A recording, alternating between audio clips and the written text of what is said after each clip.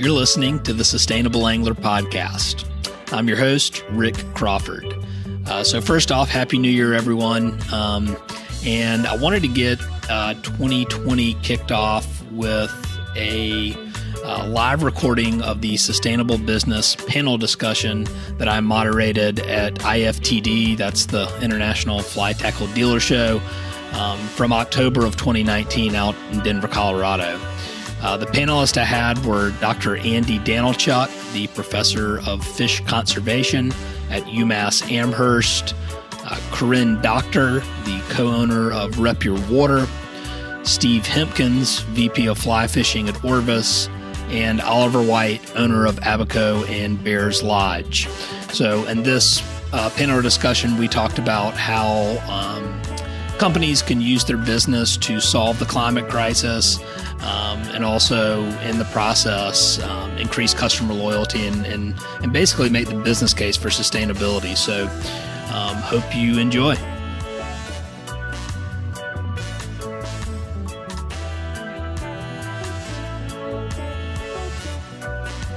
This episode of The Sustainable Angler is brought to you by Emerger Strategies, a sustainable business consultancy that improves the social, environmental, and economic bottom lines of your business.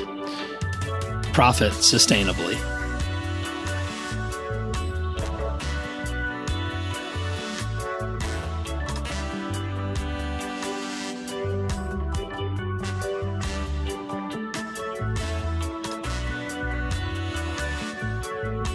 So today's panel discussion is sustainable business. So Rick Crawford is our moderator. Rick runs a company called Emerger Strategies, and I've had the pleasure to first and foremost listen to a few of the panel discussions that he's had over the years with AFFTA, and recently was, I believe yesterday, at the AFFTA board meeting, he presented a challenge to the organization as a whole that we'll be looking at considerably with regards to how the entire industry can focus on sustainability with a true set of goals that we can set some benchmarks to and some key performance indicators to measure our performance as an industry as a whole. But just some real heady topics to think about that if I look back growing up as a kid, I just think of the kicked plastic as a whole. We never had kicked plastic. We never had plastic. It was just part of choice. And now it's incorporated in so much that we do. So a simple thing is just to start there. But I'm going to turn it right over to you, Rick, and thank you for what you've put together with the panel and all the efforts that you've already put forth. So take her away. All right. Thanks a lot. First off, thanks to AFFTA for letting me come and moderate another panel discussion and talk about things that are pretty near and dear to my heart. As Steve mentioned, my name is Rick Crawford. I'm president of Emerger Strategies. We're a sustainable business consultancy that works to improve the social, environmental, and economic bottom lines of our clients. The purpose of today's panel is really to talk about how businesses are already beginning to start to use their business to fight climate change, which is the single greatest threat to our fisheries today. But before I introduce the panel and get into that, I want to provide a little bit of context for what is sustainable business and what do I mean by improving social, environmental, and economic bottom lines. So I thought I'd provide a few examples. Example of a social bottom line would be Flood Tide Company is one of my clients, and they're 1% for the Planet members, and they also allow paid time off for their employees to volunteer for their local nonprofit, which is Charleston Waterkeeper. So that's benefiting society in a positive way. An example of environmental bottom line would be Your Water, who's also a client of mine, and they've gone zero waste to landfill at their headquarters, so they divert over 95% of their waste from the landfill, and have also offset 100% of their greenhouse gas emissions from their purchased electricity from their headquarters. So the next question is, well, how does that translate into affecting your economic bottom line? And the way that it does translate is in the form of cost reductions, in the form of increased sales and also in the form of customer loyalty, which is a major KPI as we're starting to see some trends towards that, and I'll talk a little bit about that. So overall trends that we're seeing, climate change, our oceans are warming and they're becoming more acidic. This is bad for all marine species. On the freshwater front, we're seeing less snowpack and warmer stream temperatures, which is putting stress on all cold water species. But we're also seeing a trend and a growing number of conscious consumers. So they want to buy and support brands that align with their values. And we're also starting to see the very beginning of, I think it was going to be a carbon neutrality movement. As we know that climate change is affecting our fisheries. Right now there's over 42 brands in the outdoor industry that have made a commitment to going carbon neutral. So those are some just overall trends that we're starting to see and sort of frame the context of this conversation. So I will introduce our panelists. I've got Dr. Andy Danylchuk, who's the professor of fish conservation at UMASS Amherst. I've got Corinne Doctor, the co-owner of Your Water, Steve Hemkens, VP of fly fishing at Orvis, and Oliver White, owner of Abaco and Bair's Lodge. So appreciate y'all being here today. All right, so first off, I thought I would just ask the audience real quick by show of hands, are you concerned about the impact that climate change is having on our fisheries? All right, so everyone in the room. So that's what, God, why didn't I like this everywhere? So I thought I would also start the conversation off and with a little bit of science and ask Andy from a scientific perspective, how is climate change impacting our fisheries? Yep, thanks, Rick. The evidence that climate change is real is unequivocal, right? That if you look at global air temperatures, they've increased by 1 degree since the 80s. If we look at carbon emissions, they continue to rise past a baseline that has been level for millennia until like the Industrial Revolution. And so things are warming at a very fast rate, not only air temperature, but water temperatures. And also tied with climate change, it's not just about warming, it's about extremes. It's about extreme droughts, it's about extreme flood events, it's about bigger hurricanes, bigger storms, and also about sea level rise. So it's all these things mixed together. It's not just, and I think we get trapped sometimes because I think outside of this room and a lot of things that we teach our kids, it's like global warming, it's warming, it's warming. It's not just warming. Yes, it's warming, but there are other things that are happening. From a fish's perspective, 99.9% of the fish are ectotherms. They're a product of their environment and temperature. Fish need water to live in, and their metabolism is tied to water temperatures. So as water temperature increases, the metabolic costs increase, and thinking about what we do as anglers, we also try to catch them and they do get stressed out. So water temperature plays a big role in terms of thinking about how fish are responding to climate change. Thinking about the extreme events that we're trying to kind of combat and deal with in terms of things that are happening on the landscape or the seascape, that it's a very daunting issue, but it's one that we can chip away at in terms of individual behaviors, whether it's about how we practice catch and release, or how we make decisions about how we vote, or how we kick plastic, and how we modify our behaviors. So from a science perspective, it's there. Like, we know climate change is happening. I know they're the climate change deniers. They're the ones that also think that the Earth is flat. And I think that because of the evidence being there, that I think we as an industry have to take an evidence-based approach and think about how we can work within our little nodes and as individuals, as parts of networks in terms of our fishery, and as part of a broader community that includes the industry.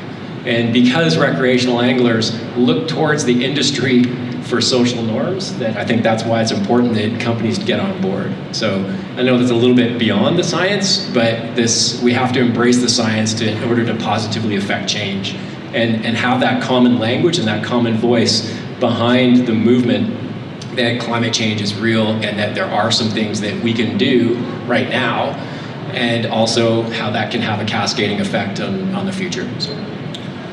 All right, and so just as something you mentioned about the science that is interesting, do you have any thoughts on how we can advance the topic of science behind climate change? Because it seems to be that even though it's abundantly clear with the science, we still have people who are willing to say that they're not believing it. Yeah, so an approach I often take if I'm presenting in an audience where there are a lot of climate change deniers, I'm like, so do you acknowledge that things are warming? Yes. Do you acknowledge that things are getting more severe? Yeah, things are getting more severe. Do you acknowledge that, well, like even if it's not, in your mind, not human generated, there's still these things that are changing that we have to adapt to, because we all have to be able to get and sit in the room to have the conversation as opposed to being polarized, right? And I think that what I see from, in terms of the scientific evidence, sure, there are, climactic cycles that happened over, millennia, but not an uptake like we've seen in terms of temperature, not an uptake that we've seen in, sea level rise, and carbon emissions. I think that evidence is there. And so, yes, there are deniers, but it's also about the critical mass, right? And I think we need to form that critical mass. Awesome. All right, so switching over to Oliver, you've guided all over the world. You have recently experienced a severe hurricane on Abaco. But I guess my question is, aside from Abaco, are you seeing, or have you witnessed firsthand experience of climate change effects on fisheries? Yeah, of course, right? Always, just like Andy said, it's all the extremes, man. It's the low water, it's the high water, it's the abnormal temperatures, early season, late season, the extremes in the summer. It's the hoot owl closures all through Montana every summer. Yeah, almost everywhere you go, you're watching an impact. It's unavoidable at this stage. Yeah, and so we're starting to see that everywhere too. We see it in Charleston, especially the sea level rise. I think we're at like 58 days this year. It flooded in Charleston, which is pretty significant increase compared to historic lows. So I think everyone's starting to see that. But from a business perspective, I wanted to ask Steve, what are some of the biggest risks that you see that businesses face by not acting on climate? Well, obviously, if the fish can't live, the overall long-term viability of our sport, and we can adapt and go fish for other things, but we've really built this industry around certain species that we all like to chase and that we're projecting to our customers, and so I don't think it's overly dramatic to say that the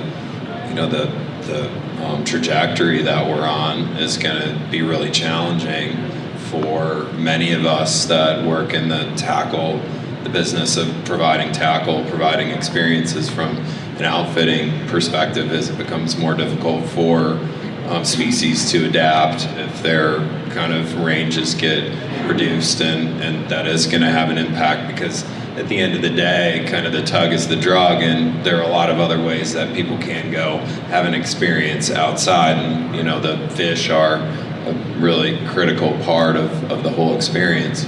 Yeah, and you mentioned some of the challenges, and are y'all seeing? I guess Corinne, I'll ask you.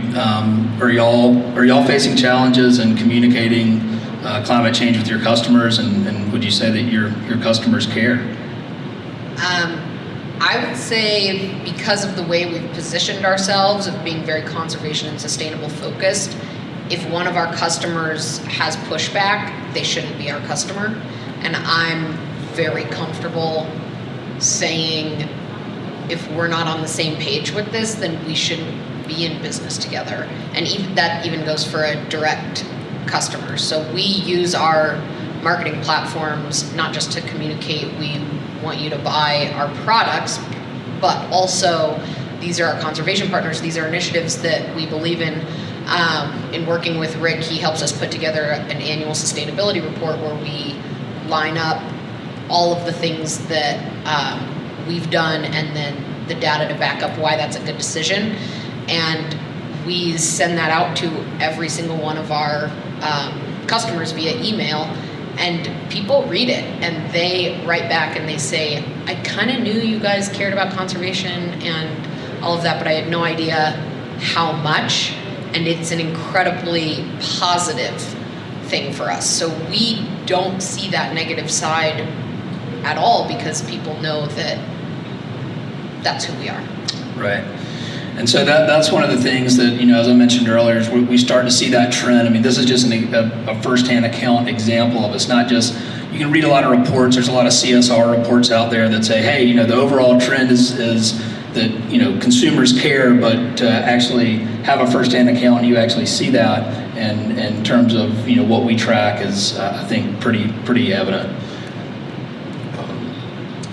I was traveling, I think people last year in Colorado had a tough year with fires. People in Montana have been having a tough year. Folks don't want to go fly fishing when there's smoke around, and it is, I think, they associate a fire, they may not know that over on the other side of the divide or whatever else that everything's fine. See, there's fires in Colorado, there's fires in Montana.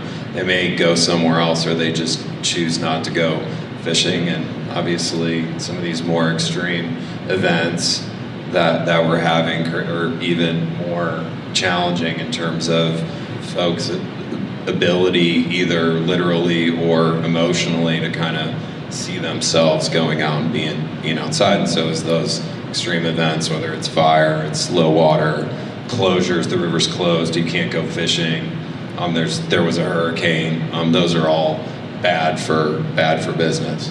Yep. And in terms of, so we're here talking about businesses fighting climate change, right? So, Andy, I wanted to ask you also, what do you see as some of the biggest obstacles that we face as an industry and as businesses in solving climate change? Yeah, I think part of it is describing to consumers things that they can actually do. I mean, climate change, we think like, we gotta stop climate change. We're like, oh my God, like it's a giant bus and how am I gonna step in front of the bus, right? And I think as individuals, as the industry, to think about small little tangible things that people can do in terms of how they vote, how they use their dollars, how they make decisions is important. And we see this in terms of like, compact fluorescents or LEDs or whatever in people's homes. They're already understanding that they can make sustainable decisions that affect their bottom line at home. So the same thing has to happen, I think, in terms of the fishing industry and other industries too, and like providing ways that people can be sort of these catalysts for change in terms of their personal responsibilities of what they do on a daily basis, and also then how they make decisions about who they buy from or who they vote for, and not make it sound as if it's something that's so daunting that you end up breeding the sense of apathy. Climate change is so big. Well, what am I going to do? What's my role in this? I can't stop climate change. It's all depends on government regulations or other things that there's part of that sort of like that introspectiveness, like living that examined life. It's tough, right? My example is like when my in-laws come and visit, like I end up going and fishing cardboard out of the garbage bag, right? Because they recycle at home and they know where their recycling bin is home, but they don't know where their recycling bin is in my house. So I go and I open the garbage and I'm like, okay, well that has to go in the recycling. And I don't call them out on it, I just go and do it. I clean up the mess, right? And I help take up that personal responsibility. And I think part of it's putting the weight back on the industry a little bit as setting a really good example, but providing these tangible ways that anglers, people that the consumers can make a difference and make it apparent, and also even be able to calculate, how much of a change in their behavior is going to mean, a positive effect towards fighting climate change, or making sure that, it turns back to ultimately preserve their experience when they're on the river or on the flats. All right, thanks for that. And Can I piggyback on that? yeah, please do. I love hearing that from you too, because that's one thing that I preach to all my friends that have nothing to do with a really outdoorsy lifestyle, is think about what change you can make. And sometimes I need to tell them one thing they can do, but it's little things. It's don't use Ziploc bags, get reusable ones. And it seems so simple to those of us who interact with that every day.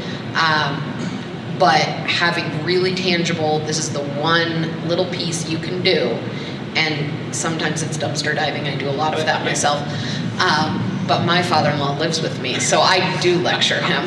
I still lecture my in-laws. Oh, yeah, about his trash habits. But it's having those really tangible things, and you have to just look at your situation of what you can do. We lease our facility, so we can't put solar panels like our friends at Anglers All did here in Denver. But we can go carbon neutral by purchasing renewable energy certificates. And so you just kind of have to look at what it is that you can do, check it off the list, pass it on, make sure everybody else is doing it, because you need something that you feel like you're making a difference, and it will. And I think we've lost that whole sentiment that one person can make a difference.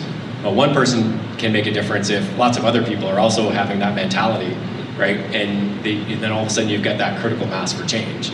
And I think that, it comes up when we have these big daunting issues like climate change, right? It's huge.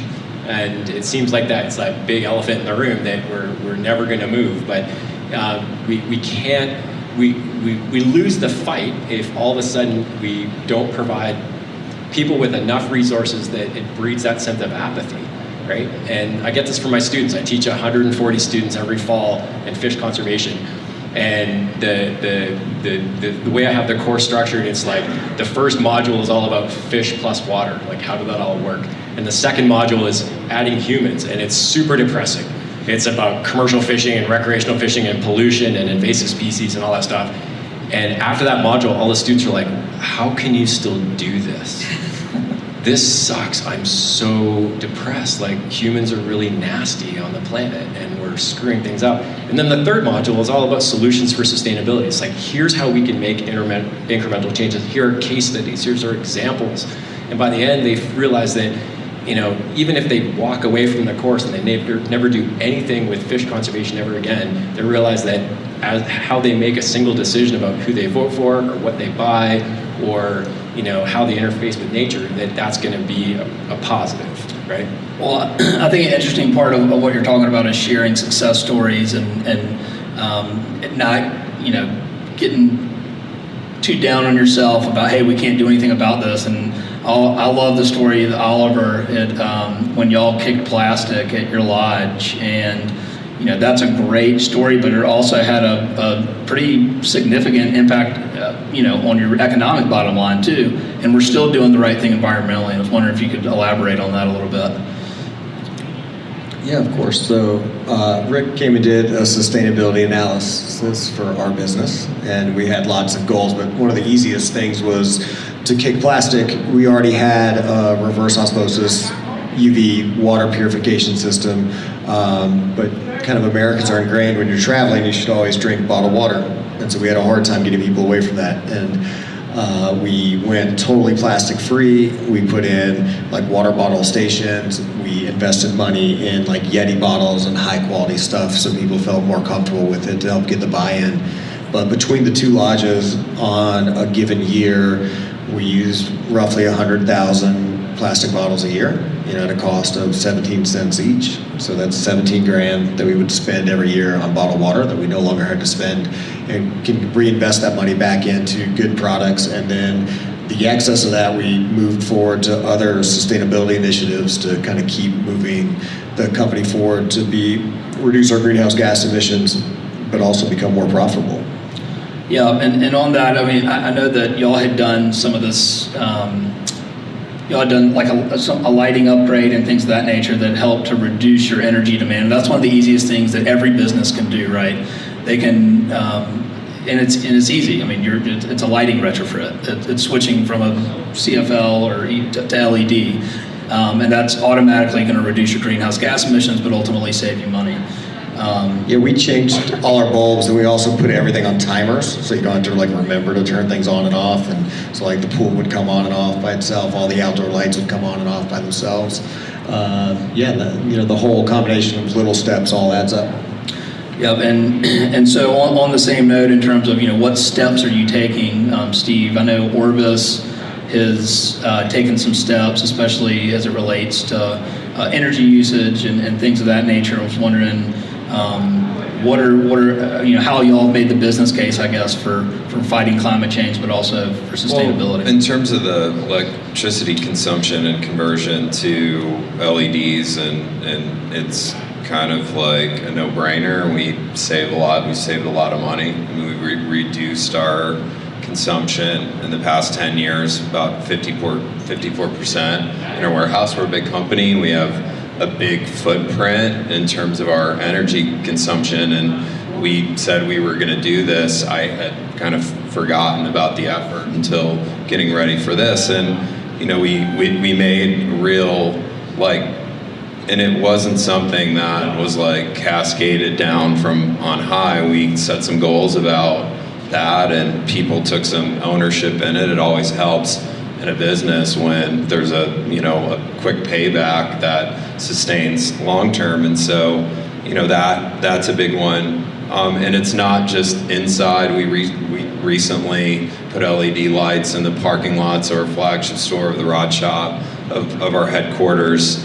We have some solar panels on our roof. It only accounts for about 10% of our consumption for that building. But all that adds up in terms of hundreds of thousands of kilowatt hours per year that are saved in terms of consumption, and then that translates to money that we would have spent otherwise that we can do towards other things. And so to build on what Oliver said, I think you need to set some goals and then work towards those goals, measure against them, not necessarily identifying easy wins, but things that people can wrap their head around, because success engenders buy-in engenders momentum and pride of ownership. And Kick Plastic is an area where we had a lot of success. We worked with Costa to launch Kick Plastic within the outfitting community at our guide rendezvous a couple years ago. The event went plastic free. The next year, we had Leah from Kick Plastic come and talk to the outfitters. And last week, I was in Montana with pro outfitters bird hunting, and the entire lodge is plastic free. The guides all have reusable water bottles, and that happened it's all happened over the past couple of years, and there are a lot of other examples of that. We've brought that home to our corporate office. If you were a guest of Orvis, come in, you get a reusable cup for the day, and then that reinforces to the associates at Orvis, and you bring that home when you're talking to your kids. And so I think that is an example of two things that you can do is focus on your lighting and think about kind of the stuff that you're consuming as things to kind of start on that journey. Yeah, and I agree, and I think it's grabbing that low-hanging fruit in terms of, hey, what can we do right now? And that's something that I always recommend with any clients is you want to start with what you can control first, right? Because if I was to tell you right now, hey everyone, you're going to dive deep into your supply chain tomorrow, you would be completely freaked out. And you wouldn't do any sustainability initiatives because it's complex and it's complicated. But I think part of what everyone here is demonstrating is that you start with what you can control first and make an impact, and whether that's kicking plastic, eliminating waste, LED, things of that nature. That's really critically important. What's your 97%? 97 diverted from landfill. 97% of waste diverted from landfill. And the way that that translates into fighting climate change and using your business as implementing a sustainable business model is that instead of them having to haul that to a landfill and the emissions associated with actually hauling that much waste, because there's weight to it, right?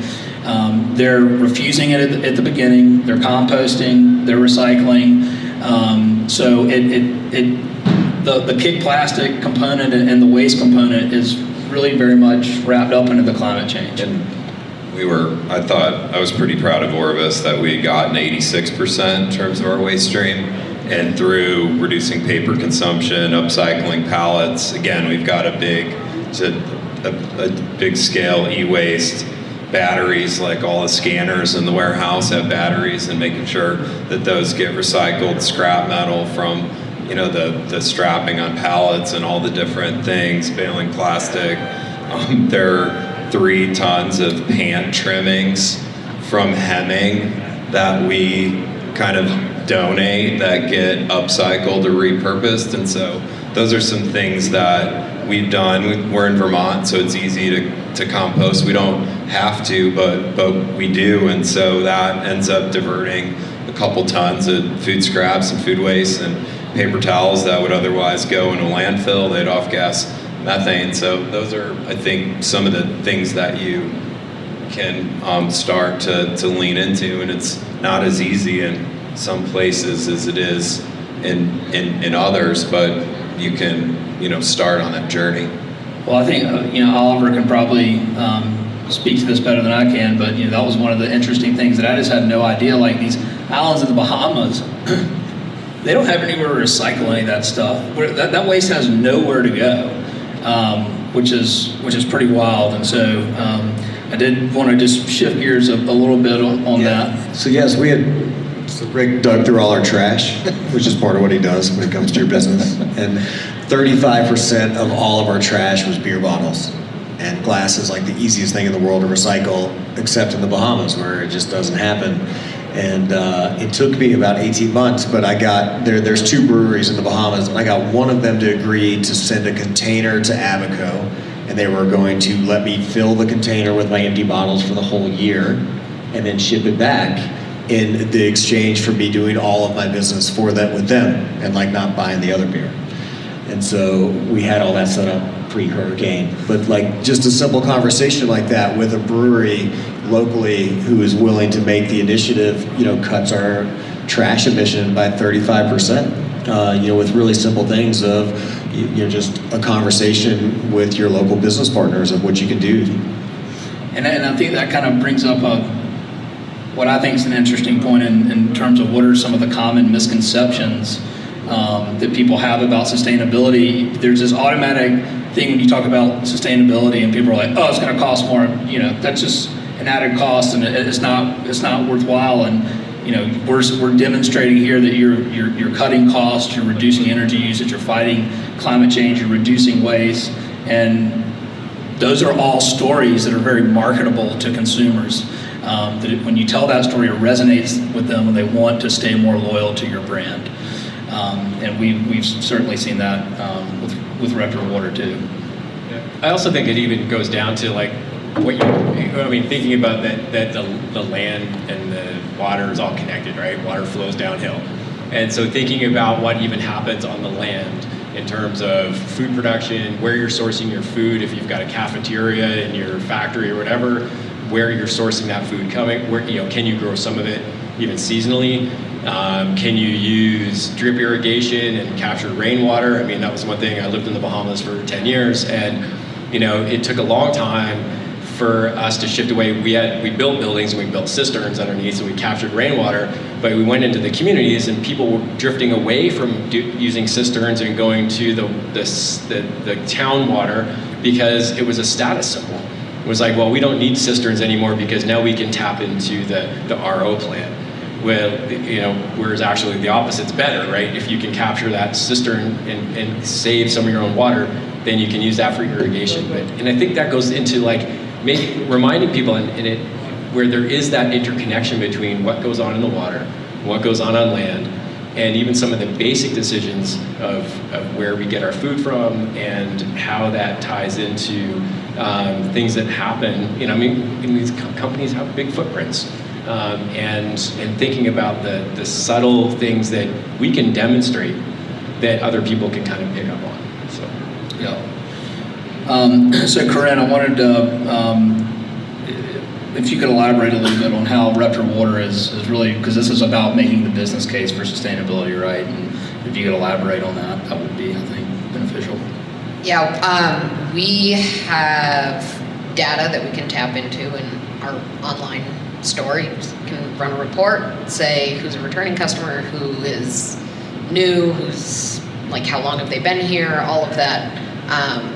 And we've seen an increase of 55% of our customer loyalty. We've always had a lot of return customers, but once we started marketing and making sure people knew what we stood for and these actionable steps that we say we're doing, and we're very transparent, like this is exactly what we're doing. Once we started marketing it, we saw a 55% increase in our customer loyalty on just direct customers, and then just through anecdotal evidence and conversations with my retailers, it matters to them as well. And it's kind of like, I of course can't think of the word right now, but it's like that chain effect where they see what we're doing and they want to do better. So I've had conversations with multiple retailers that say, okay, I see that you said you do this, now I want to do that. And it's sort of that just keeps spreading the word, and it's good for us because if they like what I'm doing, they obviously still want to sell my products. And then also for our direct customers, there's not a single, even like you could call it a negative interaction when maybe we shipped the wrong thing to a customer and they're almost apologizing and they're like, well, I just love you and I love everything that you stand for, but I really wanted the brook trout hat, not the brown trout hat. And I'm like, yeah, you should get what you ordered. Like even those type of interactions include that anecdotal, almost like a thank you for doing what we are doing. Well, and I think that's part of the, it's like this in sustainable business, it's, you call that doing well by doing good and having that positive effect. And Steve, what would you say are, in terms of what Orvis is doing, or some positive success stories that have really have come out of some of your sustainability initiatives?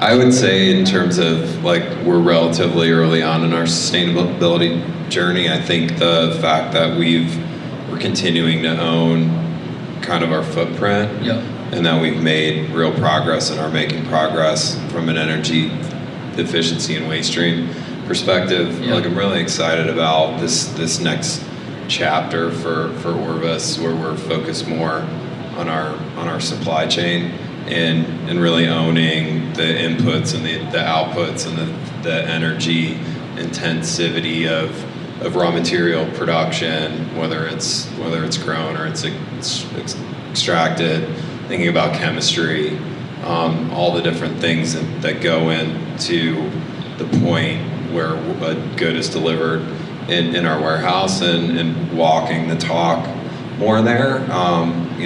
Proud of the use of recycled materials, the insulation package and in our new high-end insulation has that story.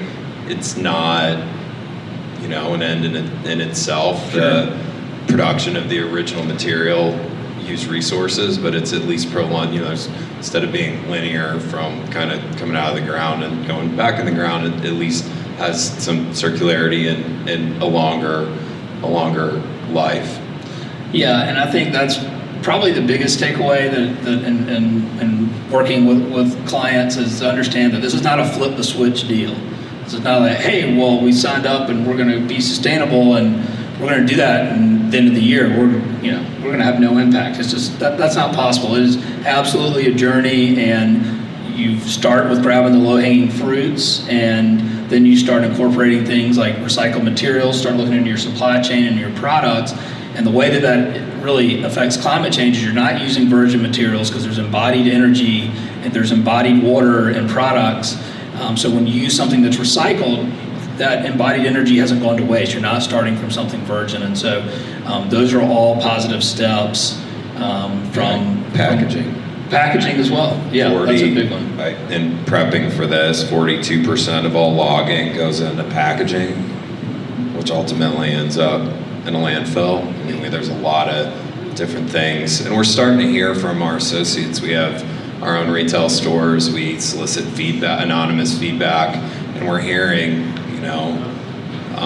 a discomfort or looking for us to think about how the goods are delivered to them, because they're taking all these shirts and stuff out of plastic bags, and then they go into a dump. They go into a trash bag, and then they go into a dumpster, and they aren't bailing that. They may not have municipal recycling for those sorts of things, and so those are some of the areas I think that we're focused on, and seeking either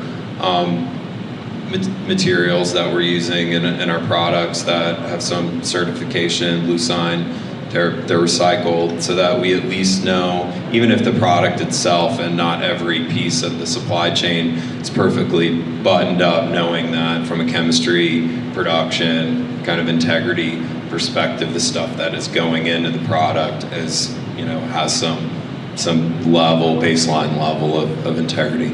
Yep. I think the other thing is we're working towards establishing what our carbon footprint is, and then using that to set some goals and start to act against that.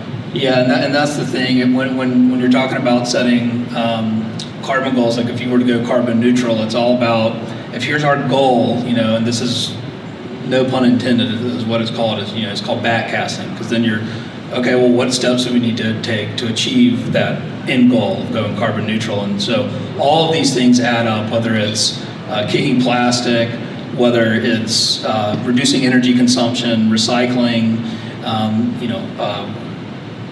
doing a vegetable garden, composting. All of these steps actually add up and make an impact. But I think for me, the takeaway, because I do want to be cognizant of everyone's time, because it's happy hour, and I'm sure everyone's like, could we wrap this up and ready for a beer? But I think that the takeaway for me anyway, and from what I'm hearing from what y'all have done, which I commend all of y'all for doing, is that it's not only the right thing to do, but there is a legitimate business case in the terms of cost savings, in the terms of customer loyalty, in the terms of mitigating risk. If you're a business in this industry, you have to mitigate the risk of your impact on climate change, but also using it to drive innovation, attracting and retaining talent at your companies. And those are the things that sustainable business models demonstrate time and time again, and I think you'll continue to see that. So I would like to thank everyone for your time today, for showing, hopefully demonstrating that sustainable business works. And I'd like to just take a little time in case anyone has any questions in the audience.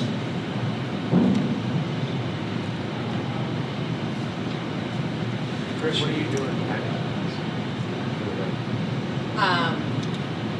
Can you repeat the question? He wants to know what we're doing packaging-wise. As far as Yeah, so one thing is, because I crabbed enough, our main brim tap factory has switched all of their poly bags to recycled content. And one of the big problems, especially because we are a little guy, we don't have the Orvis footprint, is I have to just beg, and they're like, yeah, the minimums on that is 200,000 bags. And I'm like, well, I can't do that. But if the whole factory switches everything over, boom, like done. And that's a lot of other companies that are impacted on that. Rick and I have this conversation about poly bags all the time, where it's a necessary evil right now. We haven't found a different solution, because if you do not protect the product, then you're wasting all the materials that went into that product. Like, I can't put a shirt in my dusty warehouse and expect someone to want it after sitting in dust forever, you know? So that's one thing. And then we also use all recycled void fill. So even we make glassware, and we use it's called green wrap or eco wrap. It's a recycled paper product that's supposed to mimic bubble wrap. So, like, I will find it in a recycled material, or I will make someone make it for me. But there are options available, and you're starting to see increasing numbers of options. Especially packaging's a big one, and whoever solves the poly bag problem is going to make a boatload of money. Can I give a shout out to another company that's not even here? Eco Products are not Eco Products is great, but Eco Enclose is a packaging. It's a sustainable packaging company, and they're based here in Colorado. So we get all of our shipping, packaging from them, and void fill and all of that stuff. Cool. Eco Enclosed, so there's a solution if you're looking for packaging. Tell them Corinne sent you. No, I'm just kidding. All right, anything else? Well, thank you for your time today. Really appreciate y'all carving out some time out of your day to talk about sustainable business. If you have any questions or would like to discuss how we can implement some sustainable solutions at your company, I'm happy to have that conversation with you. Thank you.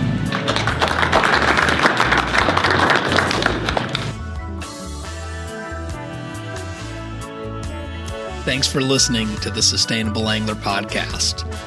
For previous episodes and to stay current with new episodes, you can find us anywhere you listen to podcasts like iTunes, Spotify, SoundCloud, Stitcher. And don't forget to give us a like, follow, or a share. That helps us out a lot. And hope you have a great day.